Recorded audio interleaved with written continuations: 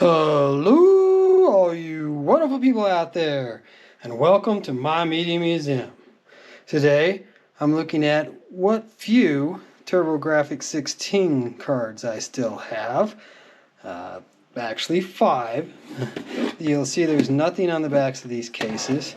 The end spines. And the card, when I opened this up a little earlier, I had a little bit of a heart attack because the card was not there.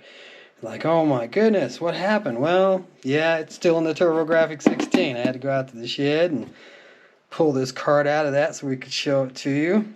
Please put it back in the case after you play. Yeah, that didn't apply if you were going to continue to play some more. So that one's been sitting in there for a long time. It's been a while since I've turned the TurboGrafx-16 on. And the reason for that is I got the TurboGrafx Mini. And we'll show you that too, because there's not a lot to look over here. I've only got 5 games left. I got some regrets there about trading games in to buy games for other systems, other things. So I did have more. I did trade them in, and I do regret it. There's a nice screenshot there, bonk on the dinosaur's head. I really wish I had all the games that I had, but that TurboGrafx Mini was extremely well done, and plays great. So it's not as big a deal now as it was a few years ago.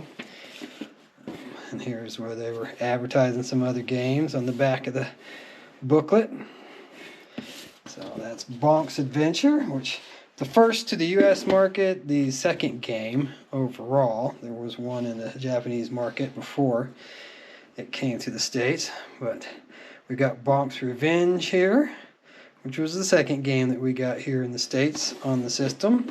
Again, there's nothing on the back, but we'll go ahead and show you that in the spine real quick. And the Bonk Revenge chip, and if I pull it out, it's going to say the same thing on the back of it that the other one said. Oh, look at that. We've got us a nice little receipt saved here.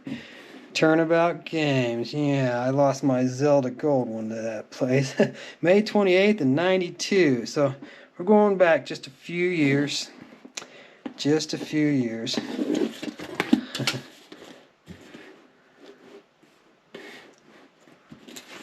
But the TurboGrafx-16 was a great system when it came out. I think it just suffered from timing. Right around the time it came out, Sega came out with the Genesis, and not long after, Nintendo put the Super Nintendo out, and it just didn't fare well. It was a good system, had some good games. Some of the games like Bonk were simpler. They were easier to play. I think that's part of the reason why it failed. Serious gamers didn't see it as a serious system. Thought it was for kids. Maybe it was. But I don't mind that. Sometimes it's nice to have a game that you can just plug away at and not have a huge challenge or not have a bunch of difficulties. I mean, I could play through Bonk's Adventure in like an hour or something like that. I don't remember what it was, but I could finish the game. I finished the game many times, and I could play through it pretty quickly. Nice that gave you some game tips there. And then they're advertising some other games on the back, just like on the first game. And moving on. Oh, like a little dust off of that one, so it'll look a little bit better. Galaga 90. We'll get a better look at that outside the case anyway, so we won't spend too much time there.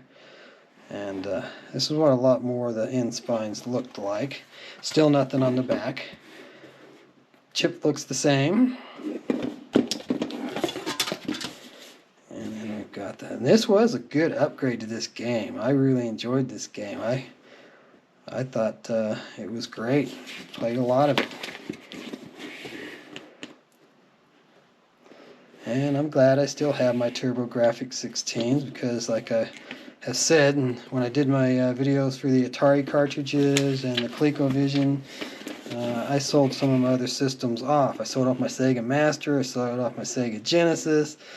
And yeah, this is why I have some of these other systems, because as soon as you sell something, you start regretting it, and like, oh man, I wish I hadn't done that. But we all make decisions and we all have to live by them, right? Can't go back in time and get my systems back. So what I do? I bought the Genesis minis that came out, both of them, and they were pretty well done too, and makes up for my loss of the original systems, in my opinion. Yeah, and maybe we'll look at those someday. But oh, nothing advertised on the back of that one. That's interesting. Okay. All right, and then my big favorite one that there was no way I was going to part ways with was Splatterhouse. You can say I paid $25 for a used copy at that same game shop that was around the corner from my house here. It's long since gone. I wonder what happened to that lady too, because she was a nice lady that was running that. I really liked her, and it looks like I got that one November 4th of '91. Definitely a few years ago. But this was, they had some issues with it looking too much like Jason.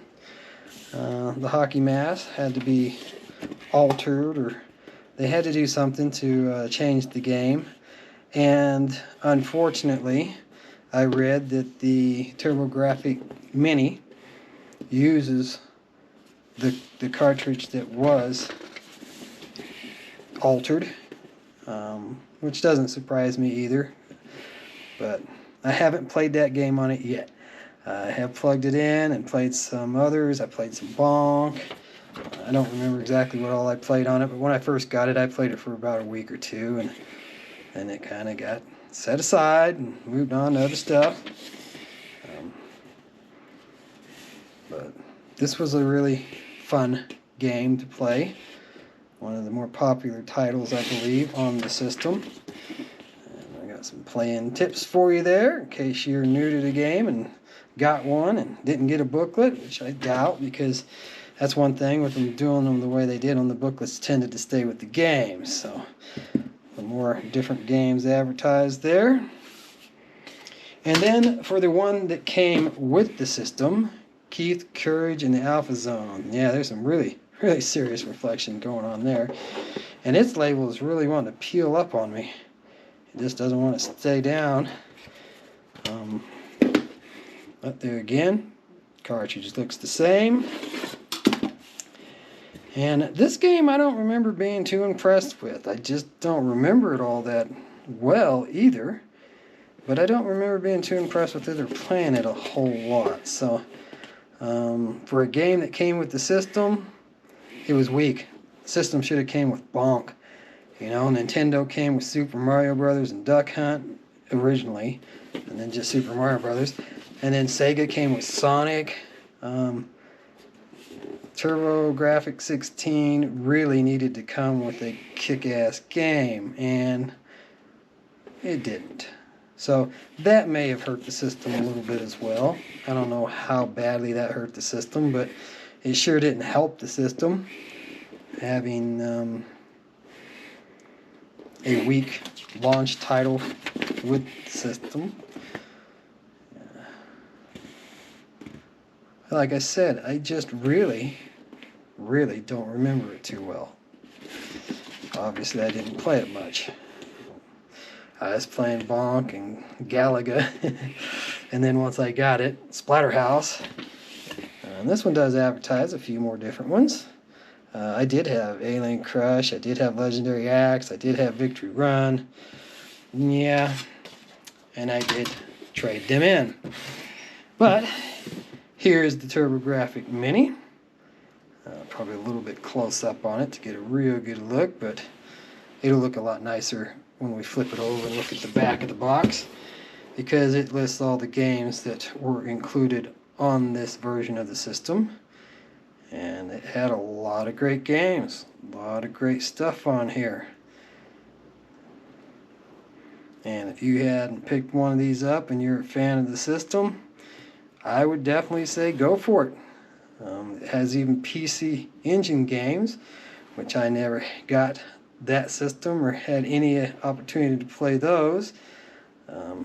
I believe that was the system that came out in Japan before the TurboGrafx-16 came out here in the States. But yeah, this is a nice system to have, a lot of great games. And if you're interested in the TurboGrafx-16 and don't want to spend the big bucks getting original, get this.